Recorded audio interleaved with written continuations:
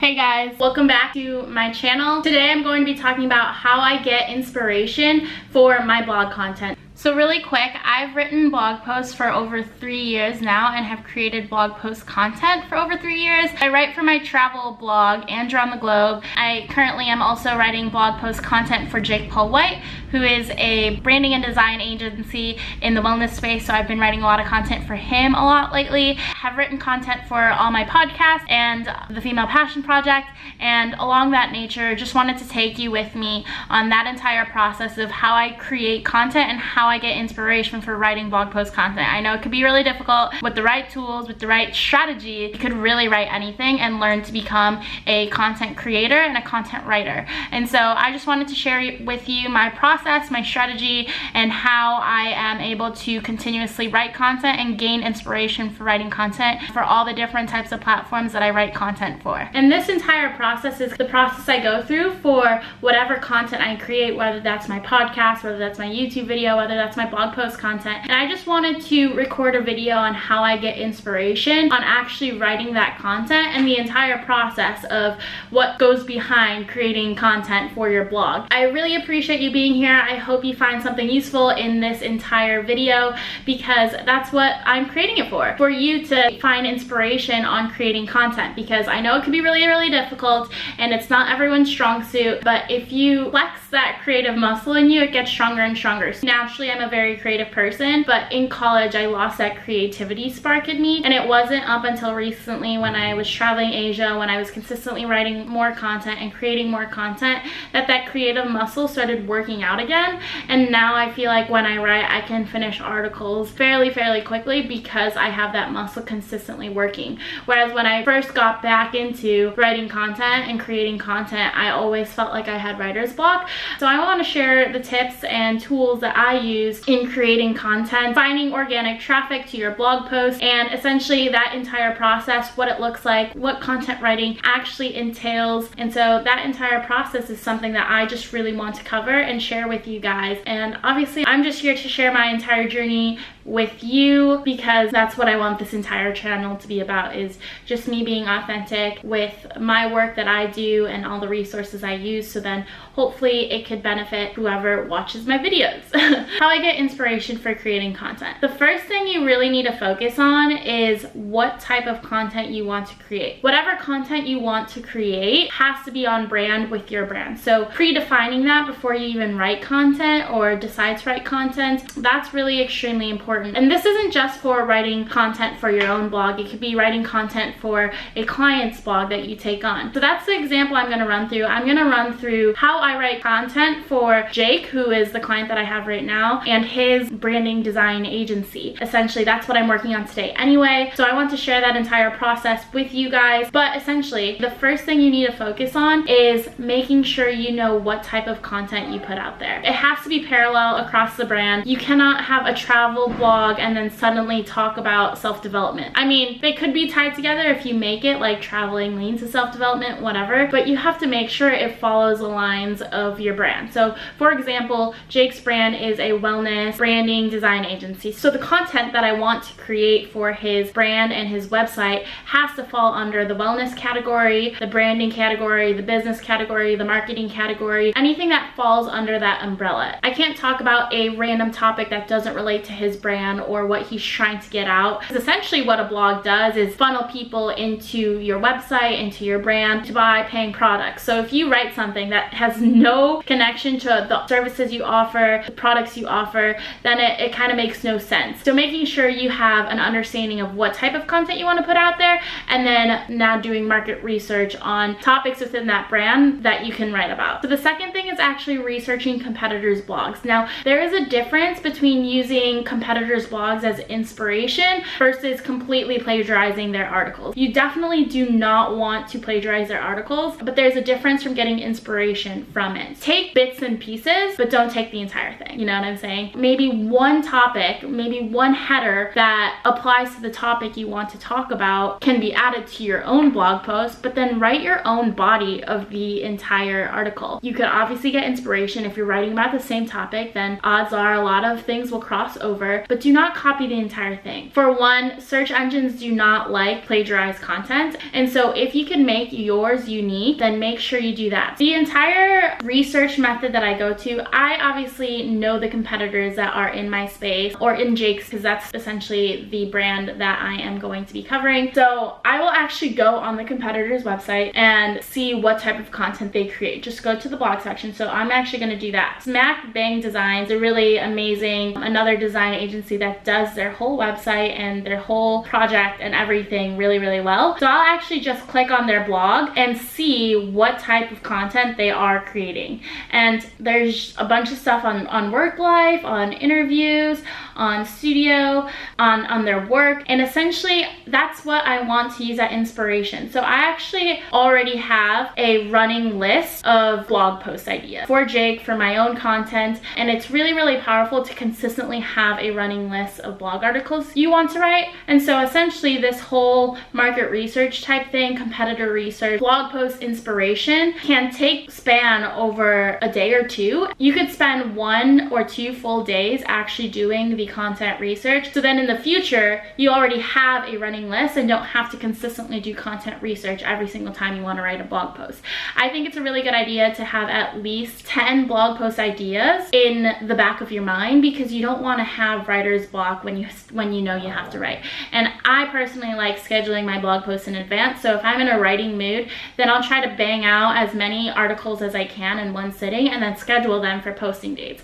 And so I like to post at least once a week. The more the better, but once a week is pretty much enough to make sure your reader is consistently getting new content every single week and consuming your brand at least once a week. The main reason for blog posts to be created is for your client to essentially be reminded that you exist and your offerings exist and your services exist. And so everything you write on your blog needs to funnel into something that is paid. Obviously, if you're starting up, this is something you can work towards, but essentially you want everything to be on brand, from the blog post content to the services and offerings to your brand, and it all should be parallel. And so what I'll actually do is, whenever I'm doing competitor research, is I'll go through a number of different competitors and go to their blog section and then see what different types of blog posts they're creating, and then I'll just write a list of their blog post ideas. So these are all just like blog post titles that I have taken from competitor websites, and I just create that running list, and when I'm ready to write, I'll go to that list and actually pick one to expand on. So this is my running list of blog posts that I want to create and articles that I want to write. It's really powerful, especially when I'm like, okay, I know Monday's coming up, which is the day I post. I need to write at least 1 or 2 articles so then I could get ahead of the game and schedule it, so then Monday morning I'm not stressed out about writing. This running list is amazing and I use it all the time with all my blog posts. I have running lists in my notes for my YouTube videos, my podcast episodes, my blog posts that I end up writing, and that is essentially really important, is having a running list of blog post content ideas. And the 4th step is, when you're ready to create and ready to write, then taking the title from the list and doing keyword research. So there's a number of different services that you could actually do keyword research on. I use the Google Ads Keywords Planner just because I've used it in the past. I've used it forever. If you have a Google Ads account, then it's free. There's a lot of others like SEMrush, Keyword Planner. So I'll actually take a topic from my post idea list and put it into the keyword planner. So I'm just gonna use this one, tips for social media branding. And you want to just use a keyword, you don't wanna put in the full title. So you wanna structure the title and the entire blog post article around this keyword and whatever things come up, and then implement that into whatever thing you are writing. So on Keyword Planner, I'll just click Discover New Keywords, and then I'll put in, this is a title, but I'm just going to remove tips for it and then just search social media branding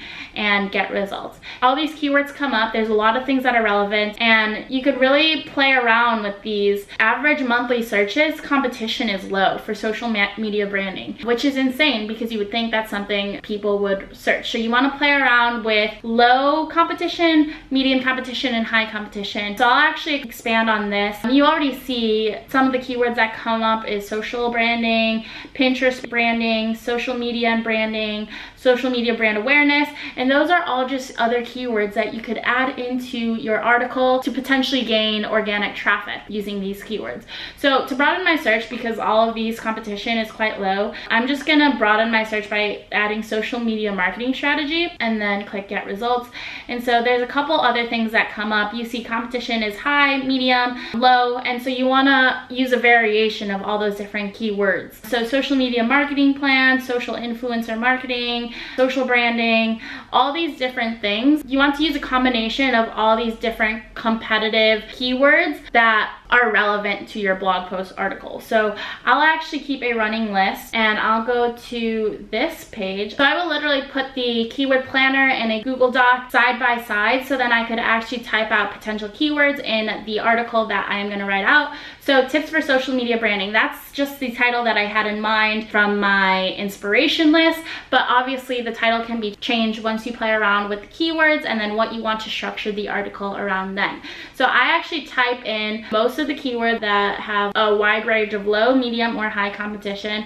So social media branding, social media marketing strategy, social media plan. So I'll just actually go ahead and type out all potential keywords that might relate to this article once I even write it out. So these are just to spark ideas. You haven't obviously written the article, but once you know the keyword that you want to structure the title around, then you could actually focus on targeting that keyword within the article before you even brainstorm the article's name. Okay, so now I've created a running list of potential keywords that I want to create, and so now I'll structure this title around a specific keyword. Tips for successful social media. So obviously strategy is a really big keyword. Social media, branding and marketing, they kind of go hand in hand. So I'm going to do a bit of research on the branding strategy and the marketing strategy. I think actually this could be split up into two different articles, but the next step is actually typing in that title into Google and seeing what results come up. So I'm just going to stick to tips for successful social media branding strategies. Now what I'll do is type in the title into Google and then see what type of posts come up. So I'm gonna just open these in new tabs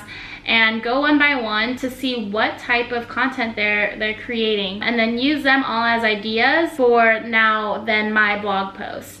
And so I'll continue opening it up, and then I'll actually scroll this over. So now I'll go one by one on each site and put in content ideas into this Google Doc. So I'll just briefly skim the actual article and then type in whatever ideas I get from that article, whether that be heading titles, other keywords that tie into the blog post article, and then create a running list now of those ideas onto this Google Sheet. So when you brainstorm, you actually have an outline to follow to see what type of content you want to create and what things you could add into the article to make it relevant. As you can see, a lot of them are like 6 tips, 5 actionable steps, 15 tips, 10 tips. You could actually make a better post and either have more tips than the average one that comes up, combine them all together. You want to make sure your article competes with the top articles. So the more tips, the more information, the more resources you provide, the better. You want to make sure you go through these and spend the time going through every single article, acknowledging its strengths and its weaknesses, so then one, you could take that as inspiration and either improve it or take their weaknesses and then now expand on that open area for gaining organic traffic. And so I'll actually go ahead and go through these, and then I'll just type in ideas. So I'll actually go through these and put specifically the bullet points taken from these top ranking websites from Google, and then write them down in the Google Doc as inspiration. So when I create the outline, I have kind of a structure that I could follow and see what other articles that I'd be competing with once I actually create this article. So I'll actually go ahead and jump into getting this research and information from different websites. So set actionable and measurable goals, define your target audience, and then I'll go to the next one and literally do the same thing. cover your basics. So I actually really like how they put action steps on how you can actually implement this. So that's an idea that I could potentially add. So I'll just continue and create a running list of all the different things that I see. So now that I have a running list of ideas and headers that I want to include in my article based on the research that I've done, I'll now take this list, consolidate it into a few tips. A lot of them cross over, so I'll put them in my own words and just use it as ideas to expand and make this article essentially the best possible article that I can make it. So you want to take what's already popular and what people already know and twist it in a unique manner, so then now someone would rather click on your article versus a top ranking article in Google. The only way you can do that is if you kind of give and take from the ideas that already are popular and then use it in this actual article. So I'll take this list, consolidate on what headers I want to include, and then type out the content under each header in my own voice, in my own writing. Obviously, I'll take inspiration, some ideas from other articles, but you want to make sure that it's unique to something that you believe in. If you have your own social media branding strategy, then even talking about that, or if you have experience with whatever topic you're writing about, then writing about your own journey and making it very personal, because a lot of people really like authenticity. So if you write in the voice of someone else, in the voice of something that is already ranking on Google, your reader can tell, because then there won't be any parallel between all the articles you write. So you want to make sure you're writing in your own voice and making sure that it sounds natural, making sure it sounds very conversational, because that's how people end up reading your article. If they connect to it, if it sounds like a human is writing it as opposed to a robot, and you're copying word for word verbatim of an article you've already seen. So you want to make sure that you are being as authentic as possible, but also making sure that you write in your own voice, because essentially that's how you build a brand. Oh, there's like a fly. You don't want to build a brand on something that's not you. So if you're writing for yourself, then you don't want to make that brand not you. When you're writing for businesses and other clients, then you could kind of structure and figure out what voice you want to create for that brand, and then use your own voice. Obviously, I don't want you to not use your own voice, but make sure you understand the voice you want to create and the tone you want to create for all the blog posts you create from here on out. And that's the structure you really want to focus on, is that authentic voice, because a lot of people talk as if they're robots. Like in school, we're trained to write and type as we're writing a scholarly essay, which when it comes to blogs, you don't want to make it sound scholarly. You want to make sure it sounds very personal and real. Like, people buy into real stories. People don't buy into a product or a thing. Yeah, maybe sometimes, but typically people buy into a story. So when you're authentic, you have your own tone of voice. A lot of people are now naturally drawn towards that because it sounds like it's coming from a human being and not all the existing baggage that already exists on the internet. And so now that you have all the inspiration, what you'll want to do is now consolidate these into your own words and then type out. And so I kind of just make a list of these ideas and then consolidate them into a few tips, or how many ever tips that I end up creating, and then write little paragraphs based on those headings now. But that's essentially how I do research for what content to create. And then once I write it, obviously schedule to publish on whatever posting day that I have decided. For Jake, I publish on Mondays. For my YouTube videos, I post on Mondays and Thursdays. For my podcast, I post on Tuesdays. Make sure you have a consistent publishing schedule, because then a lot of algorithms that exist on the web really enjoy content that's consistent. And so the more consistent you are, the higher Google ranks you, YouTube ranks you, all these different platforms and search engines rank you based on your consistency. So when you schedule to publish, make sure you are consistent. And yeah, I hope you enjoyed this video. Essentially, that's my entire process on how I gain inspiration for creating content. It's fairly simple, and inspiration in the creative realm, there's a fine line between plagiarism and inspiration. But if you make sure you're using competitor resources and things that already exist on the internet purely as inspiration for you to now then create your own content, then it's extremely, extremely powerful. You do not want to plagiarize. You want to make sure you have your own tone of voice. You want to make sure that you are not copying verbatim what another article already has. You want to make it your own and really understand that the more unique the article is to your brand and your space and your blog and your your website, the better it is for finding that now organic traffic to lead them to now your offerings, your products, your services, and essentially just your brand. And that's what you want to do, is just be authentic and as seamless as possible. So I hope that helped. Thanks so much for watching this video, and I'll see you guys next time.